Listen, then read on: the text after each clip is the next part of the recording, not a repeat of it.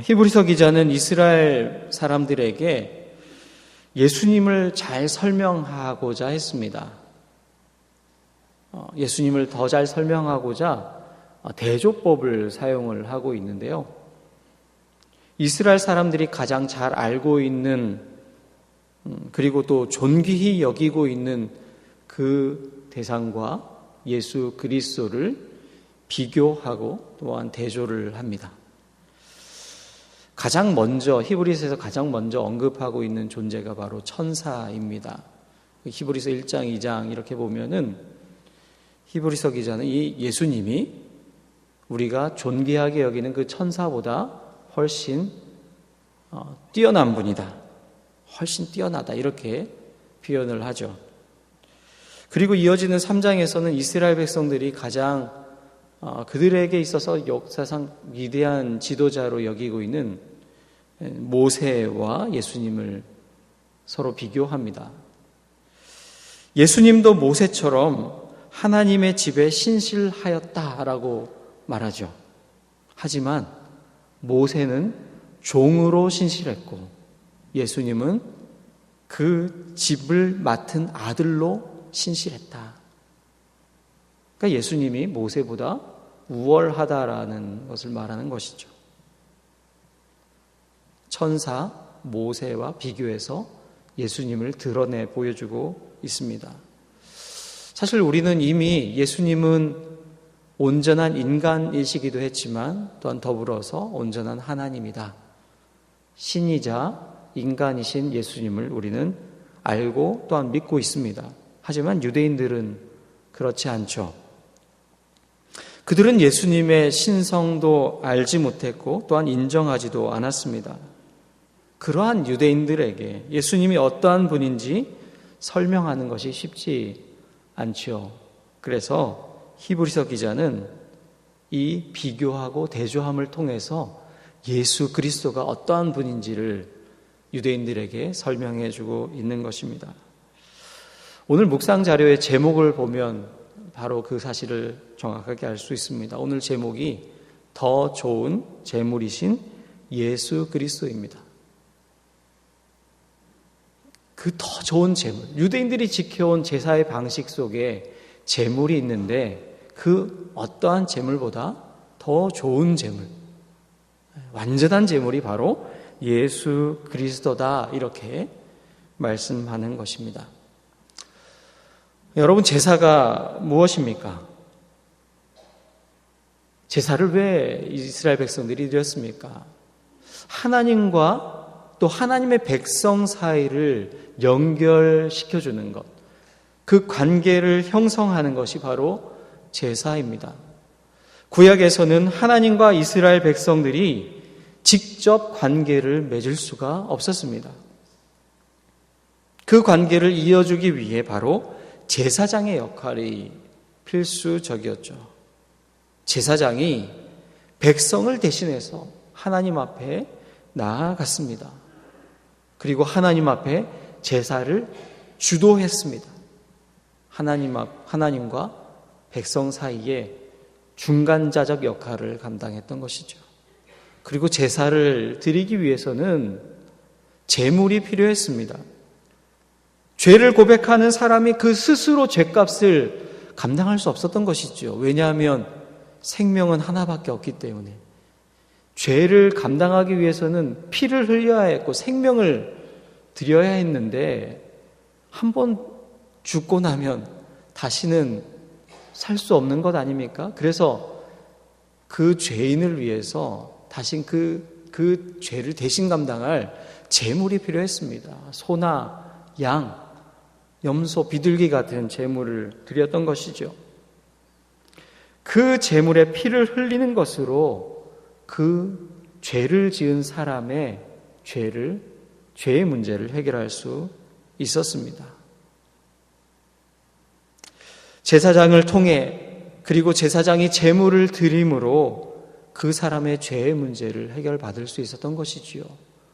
그런데 그것이 어디 한 번으로 끝나는 일입니까? 사람이 한 번 죄를 짓고 나서 그 다음에 죄를 짓지 않는 것이 아니죠. 계속 반복되는 것입니다. 그래서 그 구약의 제사는 한 번으로 끝나는 것이 아니라 계속적으로 반복될 수밖에 없었습니다. 그런데 예수님이 이 땅에 오셨습니다. 히브리서 기자의 표현대로 예수님은 영원한 대제사장이 되셨습니다. 하나님과 사람 사이에 중간에 있던 그 막힌 담을 그의 육체로 허물어내셨습니다. 단절되어 있던 하나님과 사람 사이를 이어주시고 하나님께 나아가는 그 길이 되어 주셨습니다. 그 어떤 제사장, 그동안 있었던 어떤 제사장도 할 수 없었던 그 일을 주님이 감당하셨고 영원한 대제사장이 되셨습니다. 그리고 예수님은 대제사장이신 동시에 더 좋은 제물이 되셨습니다. 그 어떤 흠이 없는 소나 양, 그 어떤 좋은 제물과는 비교할 수 없는 영원한 제물이 되어 주셨죠. 예수님은 모든 인간을 위한 제물로서 단번에 죽으심으로 영원한 속죄를 이루어 주셨습니다. 죽으셨다가 다시 살아나심으로 우리에게 영생의 길을 열어주신 것이지요. 그래서 더 이상은 구약의 제사가 필요 없게 되었습니다. 그 예수 그리스도를 인해 우리는 하나님과 회복될 수 있었던 것이죠. 사랑하는 여러분, 바로 이것이 우리가 받은 은혜입니다. 죄로 인해 죽을 수밖에 없던 우리에게 영원한 대제사장이신 예수님께서 더 나은 제물이 되어주심으로 우리에게 영원한 생명이 선물로 주어진 것입니다.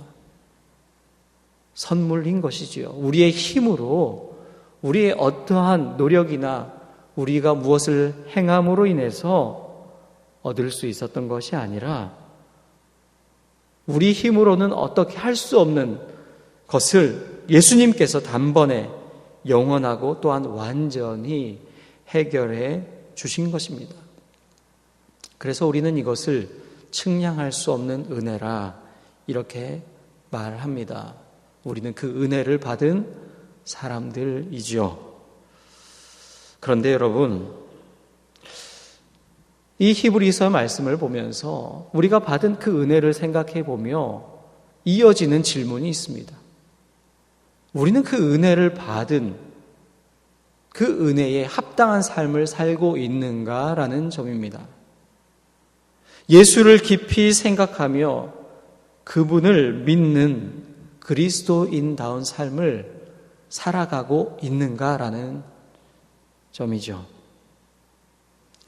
독일의 본회퍼 목사는 그의 책 나를 따르라에서 그가 활동하던 당시에, 그가 목회하던 당시에 독일 교회가 값싼 은혜에 빠져 있다라고 일가를 합니다. 그는 당시 교회를 보며 이렇게 지적했습니다.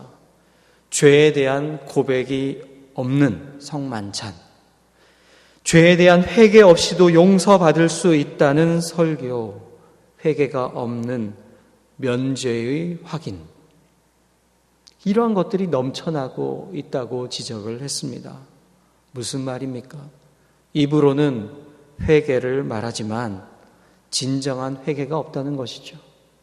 입술로는 잘못했다 말을 하지만 전혀 삶의 돌이킴이나 변화가 없다는 것입니다. 경건의 모양은 있으나 경건의 능력을 잃어버린 상황. 겉으로 보기에는 번지르르 하지만 속은 텅 비어버린 마치 회칠한 무덤과 같은 신앙의 모습. 그리스도의 은혜는 말하지만 그리스도의 능력은 사라져 버렸습니다. 바로 이러한 것, 값싼 은혜라고 표현을 합니다. 우리는 예수님의 은혜를 거저 받았습니다. 사실 그 은혜를 선물로 받았기 때문에 우리가 한 것은 사실 아무것도 없지요. 그래서인지 우리가 아무것도 하지 않아서인지 모르지만 우리는 그것을, 그 받은 은혜를 너무 가치 없는 것처럼 여기고 있는 것은 아닌가 생각해 보게 됩니다. 사랑하는 여러분, 예수님께서 이 땅에서 이루신 그 구원의 진정한 가치를 다시 회복해야 될 때입니다. 생각해 보면 그 어떠한 것으로도 우리가 받은 그 은혜와 그 사랑을 가치로 환산할 수가 없습니다. 무엇으로 표현할 수가 있습니까? 우리가 받은 그 은혜와 사랑을 어떠한 것으로 대체할 수가 있습니까? 사실은 아무것도 없습니다. 우리는 그 은혜의 진정한 가치, 그것을 회복해야 합니다.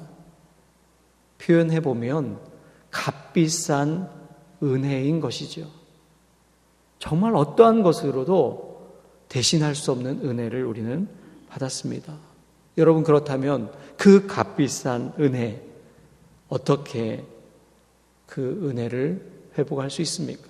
그 값비싼 은혜가 무엇이겠습니까? 값싼 은혜를 바꾸어 보면은 값비싼 은혜를 알 수 있겠죠. 보네포 목사님은 그 싸구려 은혜, 값싼 은혜를, 그 은혜의 특징을 이렇게 표현하고 있습니다. 싸구려 은혜는 그리스도를 본받음이 없는 은혜, 십자가 없는 은혜이다. 그리스도를 본받음 없는 은혜, 십자가 없는 은혜가 값싼 은혜이다. 그렇다면 값비싼 은혜는 무엇이겠습니까? 바로 그리스도를 본받는 것, 십자가를 지는 것, 그것이 값비싼 은혜인 것이지요. 예수 그리스도의 은혜를 기억하는, 다시 회복하는, 그 가치를 다시 회복하는 삶은 그리스도를 본받는 삶, 그리고 십자가를 지는 삶입니다. 예수님께서 제자들에게 하신 말씀과 같습니다. 누구든지 나를 따르려거든 자기를 부인하고 자기 십자가를 지고 나를 따를 것이니라. 예수님을 본받는 삶, 그것은 바로 나에게 주어진 나의 십자가, 그 십자가를 지고 주님의 뒤를 따르는 삶입니다. 사랑하는 여러분, 우리가 오늘 져야 할 나의 십자가는 무엇입니까? 우리 주님이 말씀하십니다. 그 십자가를 지고 나의 뒤를 따르라. 우리 주님은 그 길을 앞서 가시며 우리에게 그 새로운 길, 영생의 길을 열어주셨습니다. 오늘도 그 길로 걸어 행하는 순천중앙의 성도들 되시기를 간절히 소망합니다. 오늘의 기도 함께 드리겠습니다. 주님, 우리는 큰 은혜를 받았습니다. 어떤 것으로도 대신할 수 없는 은혜를 받았습니다. 우리를 위해 모든 것을 내어주신 그 주님을 기억하게 하옵소서. 그리스도를 본받게 하시고 나에게 주어진 나의 십자가를 지고 그 예수님의 뒤를 따르는 참된 그리스도인이 되게 하여 주옵소서. 예수님의 이름으로 기도합니다. 아멘. 오늘의 실천을 한 가지 말씀을 드립니다. 오늘 이 아침에 나에게 주신, 오늘 내가 져야 할 나의 십자가를 한번 묵상하기 원합니다. 오늘 나의 십자가는 무엇입니까? 그리고 그것을 한번 기록해 보며 그 십자가 지기를 다짐하는 오늘 하루가 되었으면 좋겠습니다. 우리 주님께서 가르쳐 주신 기도 함께 드리겠습니다. 하늘에 계신 우리 아버지, 아버지의 이름을 거룩하게 하시며 아버지의 나라가 오게 하시며 아버지의 뜻이 하늘에서와 같이 땅에서도 이루어지게 하소서. 오늘 우리에게 일용할 양식을 주시고 우리가 우리에게 잘못한 사람을 용서하여 준 것 같이 우리 죄를 용서하여 주시고 우리를 시험에 빠지지 않게 하시고 악에서 구하소서. 나라와 권능과 영광이 영원히 아버지의 것입니다. 아멘.